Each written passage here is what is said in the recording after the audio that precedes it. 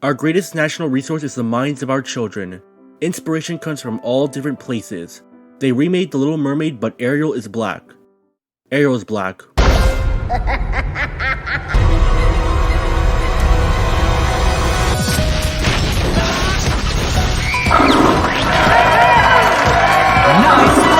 Halle Bailey is Ariel. I don't hate Ariel in The Little Mermaid remake because she's black now. I'm all in for people of color to have roles they wish to play. I always hate the right-wing YouTubers who say woke and agenda every hour just to make a quick buck. This became a thing since the age of YouTube, and now people are starting to see through their crap. So, Father of the Year, Zack Snyder here. Yes, it's a low-hanging one, and he deserves it.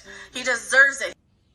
I wonder if you're the worst person I've ever met. They are clearly brain dead when a show has politics, but when a show has a gay, trans, or black character, everything goes to shit. But I have also yet to see The Little Mermaid. At least not yet. But good lord, what have you done, you Sebastian? You look like a serious Mr. Krabs. This is probably not helped by how the film transfers animation to live action because it makes it look uncanny. I'm only showing the trailer and clip footage right now so you can get a good idea of what I'm even saying. Avatar: The Way of Water, also released by Disney for the now owned Fox label, looked better than this. And yeah, I get it has a giant budget, at least $350 million.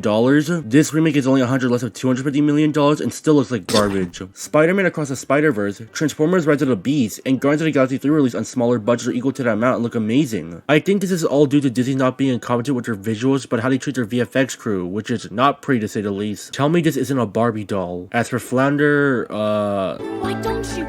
That's not my baby! That's him, alright. At least he doesn't look like a SpongeBob character, but he does look soulless. Yeah, I couldn't think of a good punchline. As for Scuttle, she received the most changes. It's obviously Aquafina just playing Aquafina, and to be fair, I've seen some of her live-action roles, such as Jumanji and Shang-Chi, so clearly she can get good films under her belt. Disney also changed the character from a seagull to a northern gannet, a real species of seabirds native to the Atlantic Ocean. They did this so that Scuttle, who can't swim or breathe water in the original, can't interact with Ariel under the sea. In other words, nothing much has changed. She is still dim-witted but a loyal friend to our mermaid. She also has a song of her own, but we'll get to that later. And speaking of Disney's first Renaissance princess, we need to talk about the casting of Ariel. She's not white.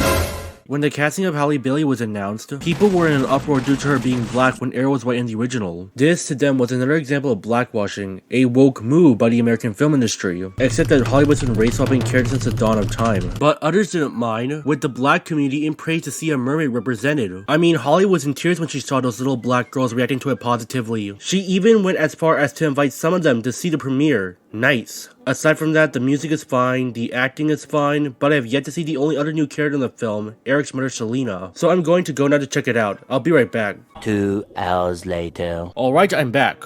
And I want to say this, the movie's not good. Needless to say, like any Disney live-action remake, it's bad. But how bad is it? For starters, it's not as awful as Mulan 2020, which got flack for filming in Xinjiang. But even then, this film doesn't automatically redeem it. Like every other Disney live-action remake, it copies everything from the original beat by beat, aside from the ending, but we'll talk about that later. It's not the worst movie of 2023 I saw so far, because a certain Pooh Bear took the top spot. You were the chosen one! It was said that you would destroy this Sith, not join them! Bring balance to the Force! Not leave it in darkness! But make no mistake guys, it's still horrible. Disney's original Mermaid from 1989 was and still is an animated classic. An adaptation of Hans Christian Andersen's story of the same name. It tells the story of a young mermaid who wishes to become a human to impress a young prince and gain a human soul to live forever in the afterlife. The soul aspect of the Little Mermaid wishes to gain was not in Disney's version. Plus, the mermaid got her tongue cut out to pay for a potion from the sea witch to turn her into a human, and the effects of a potion feeling as if a sword is passing through her body. And she will dance gracefully, but every step she takes will feel like she's walking on sharp knives. And if the prince marries another woman and not the mermaid, the latter will turn into sea foam. Oh, and one more thing, at the end the mermaid's given the choice to kill the prince to return to sea again or die.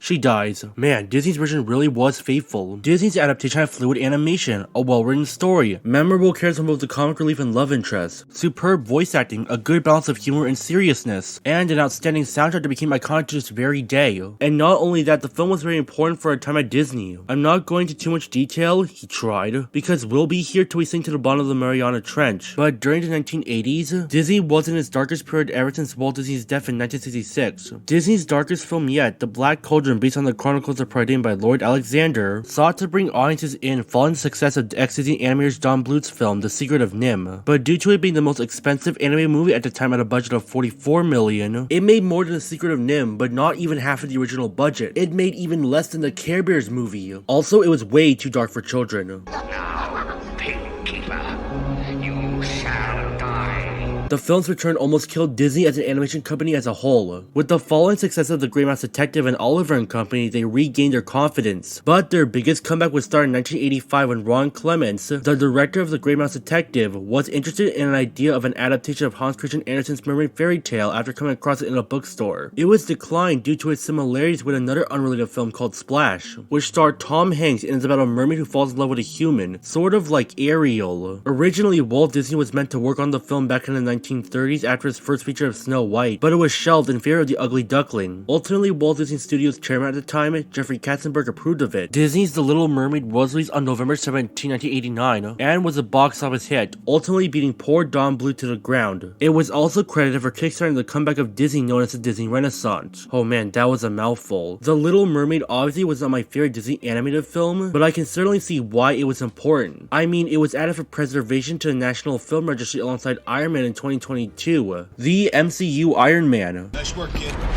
So when Disney saw their first Renaissance film for easy money, they turned it into one of their live-action remakes no one asked for. They hired Lin-Manuel Miranda to compose the songs both old and new, alongside the animated film's original composer, Alan Menken, which is probably the only notable change in the movie. Aside from that, nothing has changed. The story is still the same as the original. Every scene happens all in glorious realism. Even Jodie Benson, who plays Ariel in the cartoon, is given a cameo. The original is on Disney Plus. Why not watch that? So instead of going over the story because the plot is still the same aside from the ending, which I will get into because it raises so many questions for me, I'll be going over the changes that were made in the film, starting with the choice of Halle Bailey as Ariel. Aside from her not being the correct person of color, the big question I want to ask myself is, why did she get the most hate out of every person of color casting in a normally white role? Why does whitewashing get ignored when she got the most backlash? I did some digging apparently, and it's her comments about animation at the Will Slapping Smith Oscars. This is her with two other Disney princesses from Cinderella and Aladdin saying about the state of animation. Because animated films make up some of our most formative movie experiences as kids. So many kids watch these movies over and over and over and over and over and over and over.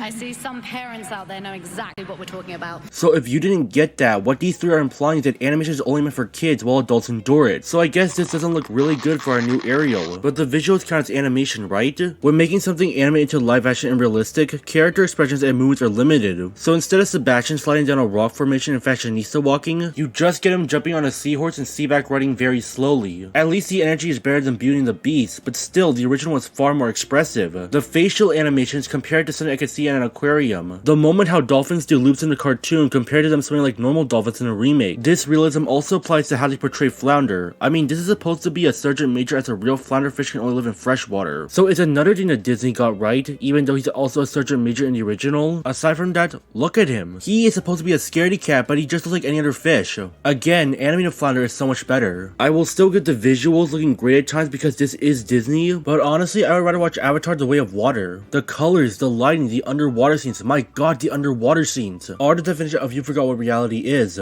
It's something that your eyes will marvel at and gives you the Avatar blues when you look at our actual world when the film's over because you made a connection with it. Here, while there are some nice shots, everything is standard, it looks nice, but I saw it before. But the songs themselves are nice, right?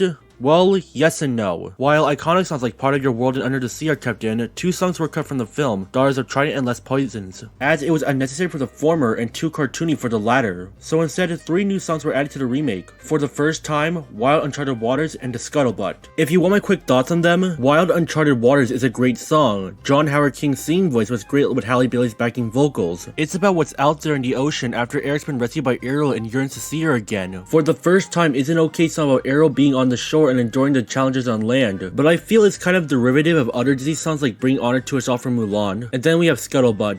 It's not good. Poor Unfortunate Souls and Kiss the Girl were kept in, but had their lyrics changed because of how they would feel about Ariel being treated in the film. The latter especially because Megan feared it will betray Eric forcing himself onto Ariel. I don't get the reason behind this though. While Eric clearly is attracted to Ariel, it was ultimately Ariel herself who pursued this relationship to begin with in the film and in the original. Not only that, but Ariel was being manipulated not by Eric, but by Ursula into giving her voice with the sea witch casting a spell making Ariel forget to kiss Eric until being reminded by her sea friends in the remake. And to top it off, Eric Eric was also manipulated by Ursula too, with her disguise as Vanessa, who made him believe that she was the girl who saved him. It didn't take until Ariel and her friend's intervention that he discovered the truth, so it doesn't make any sense. At least it's not as bad as the removal of Li Shang and Mulan, but still is insane troll logic. On the topic of Eric, he's been changed from a generic love interest before becoming a hero at the end of the day to something different. Most of the characters remain the same. Ariel is fascinated by the human world. Flounder is a fraidy fish. Sebastian is the reasonable crab who must make Ariel do what her father wants but fails. Ariel's sisters don't have anything to do with the story. Athena is non-existent, despite her death playing a role in China's hatred for humans, which is only said in a few lines. And Eric is basically Ariel but a human. I always saw Eric as a generic love interest until the very end where he saves the day. I guess he has character, but I guess being shy around girls isn't character enough for the writers. Really says a lot when the TV series had a better characterization of Eric. So one of the few changes Disney made to the remake was to give Eric some personality. In the remake, he's more free-spirited, wants to see the world beyond the sea, and is rebellious against his overprotective mother Selena. I actually like him way more than I thought I would. Now as for Selena,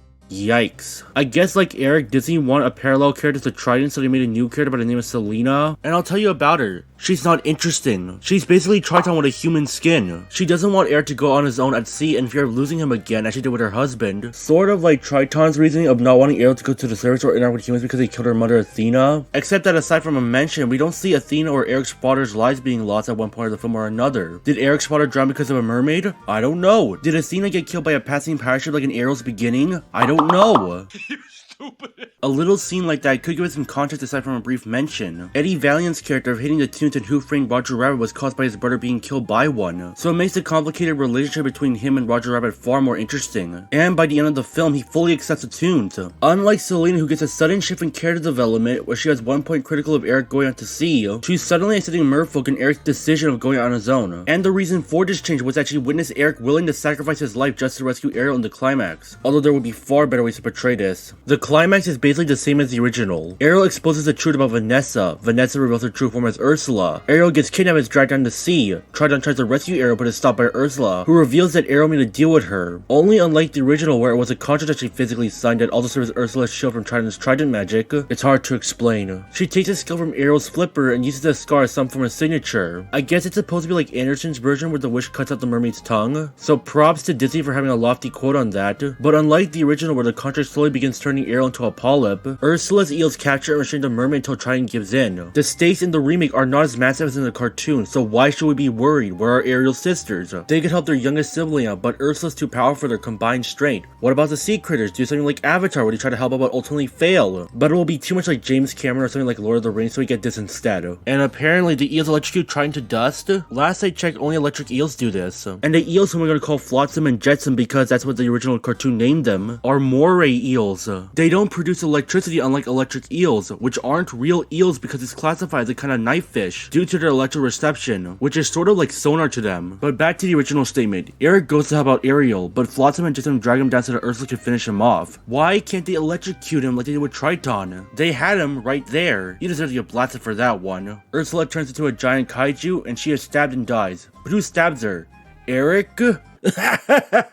No, it's Ariel. Yep, I guess this change might have been made to have an existing Disney princess be more heroic and not a damsel in distress, but Ariel already proved herself to be a hero by doing something effective to the antagonist, indirectly killing the eels that were Ursula's minions. And with her piloting the ship, it undermines Eric's role of not all humans are bad because he cares about Ariel, who is a mermaid. If you wanted Ariel to still be heroic and still have Eric being a hero too, why not just be like the original where Eric kills Ursula, but Ariel rescues Selena and several other wedding guests like in the original? Well, that's because in the remake, the wedding takes place at Eric's palace, not out at sea. But the climax still plays out like the original, so there's no point of the wedding taking place on land where it could just be on a boat too. And that's pretty much it. The ending is pretty much the same as the original. Eric marries Ariel and they go out to see the world, the end. There are also some minor changes that aren't worth going over, such as Ursula's revealed to be far sooner in the remake, how Flotsam and Jetsam don't speak at all in the remake, or how I had one of the worst theater experiences I had in a long time because I had the view in a crowded perspective, and forced to see it in 3D because I was the only one available and killed my $20 leaving me poor for dinner. Got you a bit excited there at the last one. Disney's not going to learn their lesson when it comes to their remakes. They're obviously going to generate revenue and we'll still see them due to nostalgia and introducing a new generation to the original. But we're allowed to critique them because we have the power to. And I'm not saying that to hate Disney as a company. I'll still go to Disneyland, watch their Marvel and Star Wars content on Disney Plus and in theaters, and maybe have a selfie with Michael Radder too. But no company is safe from being ethically flawless, and Disney is no exception. I mean, when you lay off 7,000 of your employees as well as 75 Pixar members, including the director of Lightyear, and the woman credited for saving Toy Story story too, that's not a good sign. So yeah, get ready for Snow White, you guys.